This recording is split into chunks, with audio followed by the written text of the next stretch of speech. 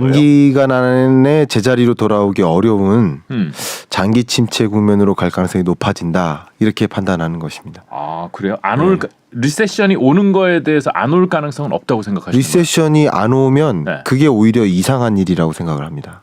왜 그렇죠? 왜냐하면 지금 일어나고 있는 일련의 네. 고물가 네. 그리고 소위 말하는 고금리 네. 이것의 역습을 받는 해가 23년인데요. 네. 그러니까 지금 세계 경제 전망치가 IMF 기준으로만 말씀드리면 네. 올해가 3.2%, 네. 내년이 2.7%. 네. 근데 나쁘지 않은 거 아닌가요? 이 정도면? 나쁘지 않은 게 아니라 네. 이 기준선이 3.5입니다. 세계 경제 성장률에. 세계 경제 성장률에서 3.5가 기준선인데 그걸 밑도니까 올해는 약간 둔화라고 보시면 좋고요. 본격적인 침체는 3%도 채 안 되는 2.7%. 그것도 이제 하향 조정될 가능성이 높아졌습니다 이미. 항상 그렇죠. 항상 뭐 올라갈 땐 상향 조정되고 내려갈 땐 하향 조정되고 그런 경향이 좀 있죠. 경향성이 있죠. 근데 이게 10월에 발표된 숫자인데 네. 10월, 11월, 12월 동안 안 좋은 요소들이 더 많이 등장한 거죠. 네. 그렇기 때문에 이게 하향 조정될 가능성이 높다라고 보고 있고요. 그러니까 우리나라 경제도 마찬가지인데 이게 좋은 숫자냐 나쁜 숫자냐. 네. 3.5를 기준으로 하면 좋고요. 네. 근데 경제 위기 기간을 한번 생각해 보시죠. 좀 여러분 더 체감 가기 좋게 우리나라를 가지고 말씀드려 볼게요. 네. 우리나라가 근래 경제에서 경제 위기를 겪었던 게 4번 정도 있어요. 1980년. 근래가 아니죠. 네. 80년은. 네. 네. 그래서 그때 마이너스 1.6%. 네. 경제 위기죠. 네. 오일 쇼크의 충격이었던 네. 거죠. 그리고 97년에 IMF 외환 위기 다 아시는 그쵸. 거. 마이너스 5.1% 경제 위기죠. 네. 그리고 2008년 글로벌 금융위기 이때 우리 경제가 플러스 성장했어요. 괜찮았죠 예, 그때는. 0.8%. 네. 근데 1%가 채 안 되기 때문에 경제 위기급으로 분류할 수 있을 것 같아요. 네. 그리고 2020년 팬데믹 경제 위기 네. 마이너스 0.7%. 이 4번의 경제 위기가 있었던 겁니다. 근현대사에. 네. 근데 이 4번을 제외하고 가장 안 좋은 게 내년입니다. 경제 위기를 제외해 놓고 보면 23년 전망치가 가장 어둡죠. 저는 그나마 10월에 이 전망치를 제시했는데 네. 그게 1.9%로 전망을 했었고 네. 그 다음 달 KDI가 10월에 1.8%, 한국은행이 11월 달에 1.7%를 제시했죠. 전망치를.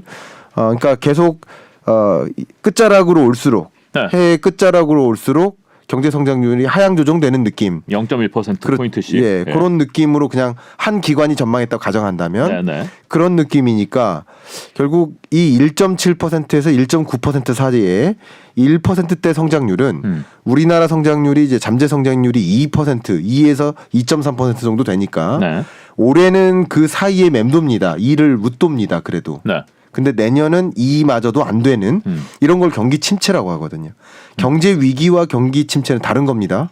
그렇죠. 근데 경기 침체 국면에 진입하는 것이고 이 성장률 1%대 성장률은 말 그대로 이 4번의 위기를 제외하면 가장 나쁜 거예요.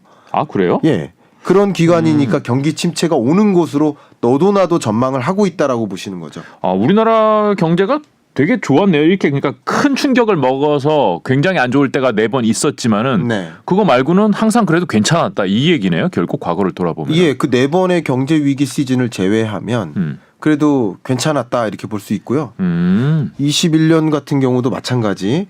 굉장히 빠른 속도로 제자리로 돌아오는 과정이었죠. 그쵸. 예, 그렇게 생각합니다. 근데 이 책에 보니까 모두가 가난해진다 네. 이렇게 얘기를 하셨더라고요. 네네. 모두가 가난해지는. 예. 저도 교수님도. 뭐 그럴 수 있습니다.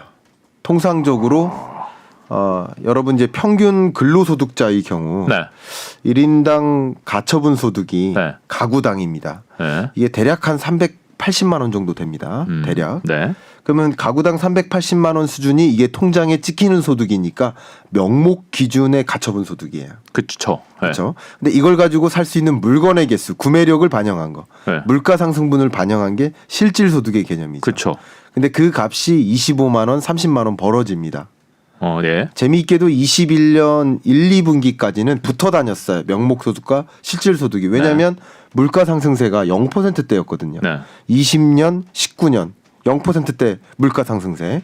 연간 기준으로 마이너스 물가도 찍었죠. 어떤 월에는. 네네. 그러니까 저물가 시대에는 명목과 실질 소득 간의 차이가 거의 없이 따라다니는데 명목 소득은 정체되는데 실질 소득은 굉장히 크게 꺾이는 고물가 기조 속에 나타나는 거죠.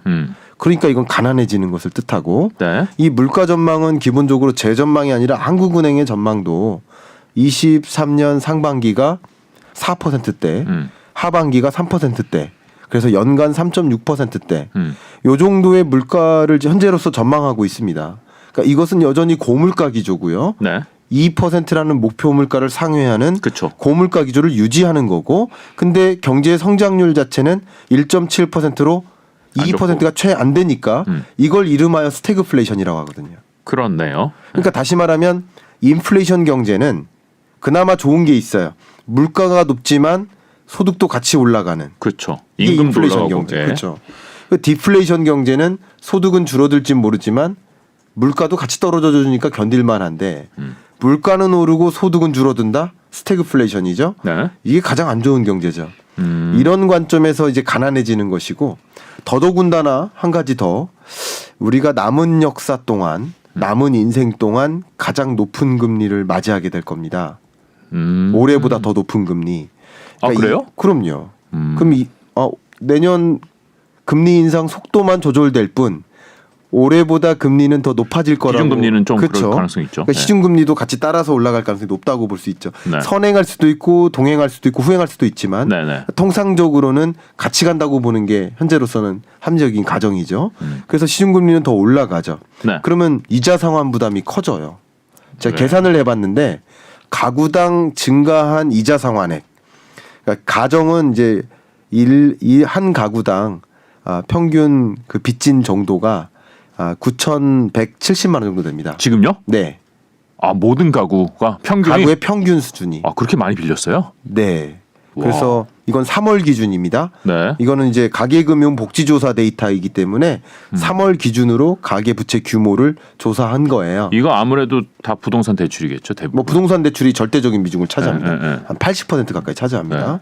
그리고 가계부채 9,170만 원 중에 변동금리 대출이 어느 정도 차지할까요, 대략 우리나라에서? 8, 90% 되지 않아요? 네, 근데 그 정도 80% 정도, 네. 78.5% 됩니다. 아, 예. 그리고 기준금리 인상폭이 1년 동안 2.25% 포인트예요. 그렇죠. 네. 지난 1년 동안. 그렇죠. 네. 그럼 그것을 세 가지를 다 곱하면 증가한 이자 상환액이 나와요. 네. 그러면 같은 9,170만 원 수준의 빚을 지고 있다라고 가정할 때 평균적으로 네. 같은 빚을 갖고 있는데 이자 상환만 170만 원 정도가 더 늘어난 거죠. 아. 그러면 23년에는 이게 더 늘어날 가능성이 높다라고 보는 게 맞겠죠. 그렇다고 한다면 그러면 소득은 정체되는데 소득이 정체되지 않을 수도 있습니다. 그거는 이따 기업 상황을 말씀드릴게요. 소득이 정체된다라고 가정하더라도 실질 소득은 줄어서 소비 여력은 축소되고 네. 더군다나 소득의 절대적인 비중을 이자 상환하는 데 써야 되니까 그렇죠. 실질적으로 우리는 모두가 가난해진다라고 비유할 수 있겠죠.